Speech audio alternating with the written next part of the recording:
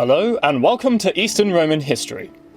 The Eastern Roman Empire, as the eastern half of the Roman Empire, had a Senate, and although it had lost the influence it had held in the running of the state and politics, it still was present from its foundation to the very fall of the empire in 1453. Yet, what role did this institution play in the years after the fall of the West? I think it best to start with what was the role of the institution anyway, as it existed in the 4th century, and then from there I shall map a course of its history from then until the 15th century. Diocletian's reforms of the state had left the august Senate of the Principate in Rome, and far from the reins of imperial power.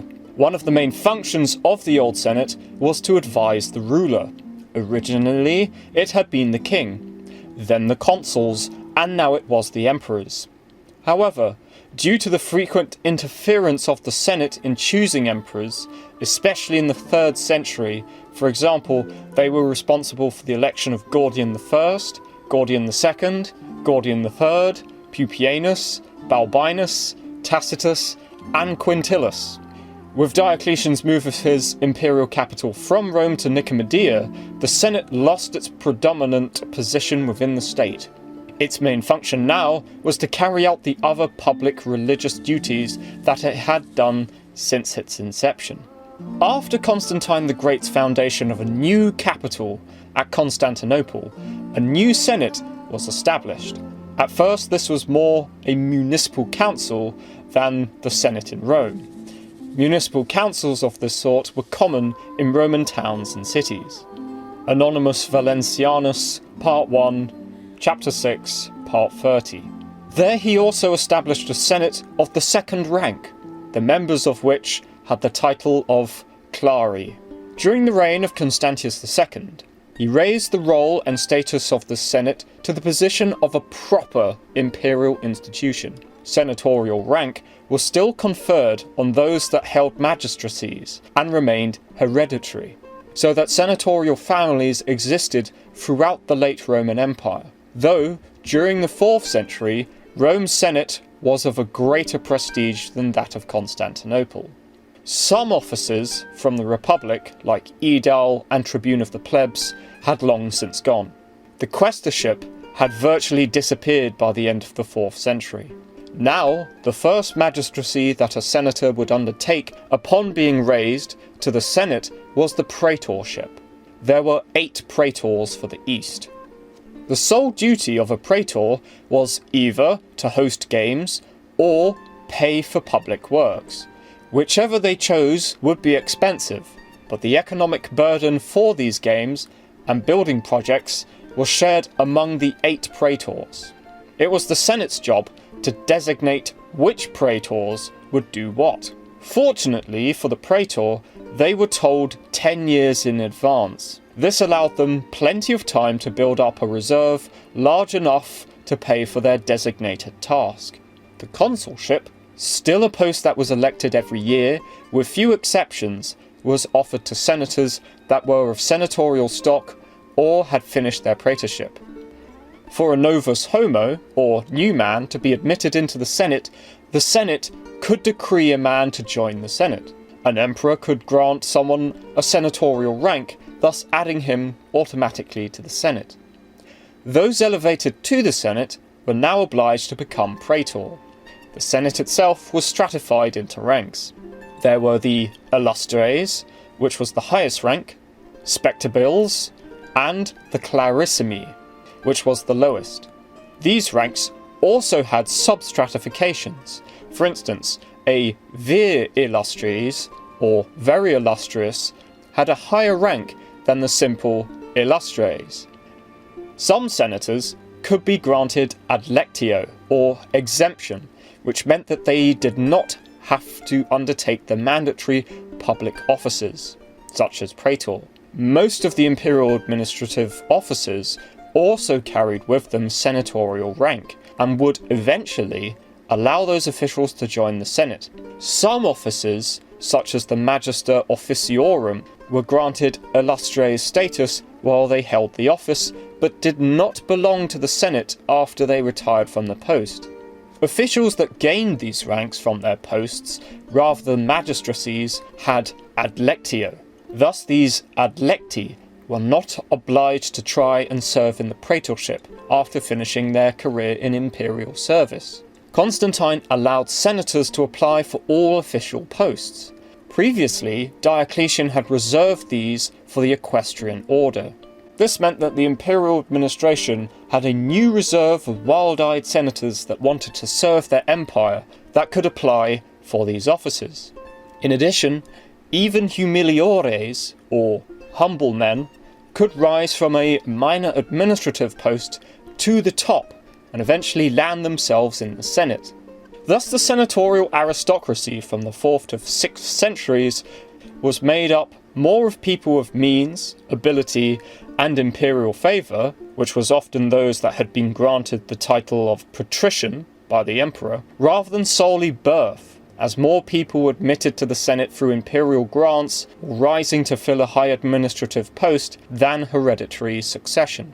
However, before the middle of the 5th century, emperors permitted the spectabales and clarissimi to live wherever they wanted, thus suggesting that the illustres were the main active members of the Senate. This also meant that one could be part of the senatorial order, but not necessarily a senator. The prefect of the city for both Rome and Constantinople were chiefs of their respective senates. They were the executive officer and informed the emperor of its activities. They had to enforce the rights of senators and would confer with the Senate about food supply from their city or regulating rhetors and teachers. These prefects, which were appointed by the emperor, also had a staff of sensuales, who maintained official lists, investigated senators' incomes, and managed financial affairs of the Senate. The Senate resumed their advisory function for the emperor and could work with the consistory, an imperial secretariat that helped the emperor with the day-to-day running of the empire. One function the Senate continued to do was to pass senatus consulta, or decisions of the Senate, which were advisory actions come to by the Senate which emperors could, and on many occasions did, adopt. A good example of this is Valentinian III's 14th novel, or New Law.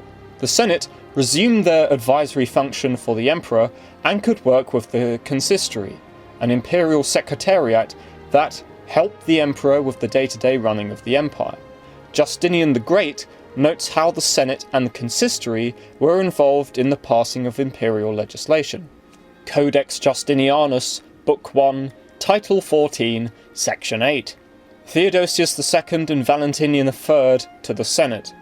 We approve as proper that whenever anything indispensable arises in any public or private matter which requires a general law and is not contained in former laws, it shall, conscript fathers, be first considered by all the nobles of our palace, as well as your glorious assembly, and that, if agreed to, by all the judges as well as by yourselves, the matters mentioned shall be put in writing, revised in a full assembly, and when all have agreed, then that it be finally read in the imperial council, so that what all have agreed on may be confirmed by the authority of our serenity.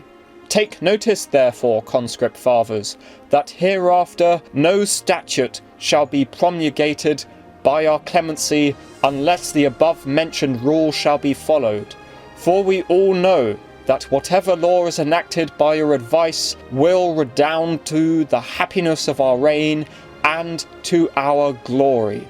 Given on the 17th of October, AD 446. It is likely that emperors already consulted the Senate on state business prior to this law. One role of the Senate was to act as a law court at the emperor's discretion, or in the case of high treason. Ordinary crimes, judged by the Senate, would be presided over by the prefect of the city, and 5 senators chosen by lot. Originally, the Senate in Constantinople met in the Senate House, built by Constantine, on the north side of the Forum of Constantine.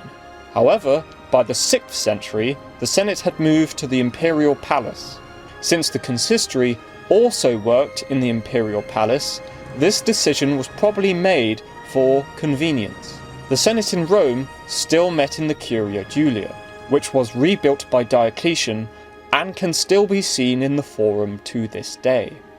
From the 4th century onwards, the Senate was often referred to by the emperor to ask questions and get advice. For example, Justinian the Great's decision to invade Africa was put to the Senate. Importantly, John of Cappadocia stood up to and advised the emperor not to commence this course of action, advice that the emperor very nearly followed. This shows that senators were not simply a talking shop for the emperor with no actual power, but could actually influence the emperor's decision if a good enough case was made. In addition, the Senate took the most active political role when major decisions had to be made, or during the succession, when the political stability of the empire was on many occasions put in doubt. As the centuries passed, the Senate was demoted as an institution, and its role in the state slowly diminished as times changed. I have been your host, Daniel Maynard, and this has been Eastern Roman History.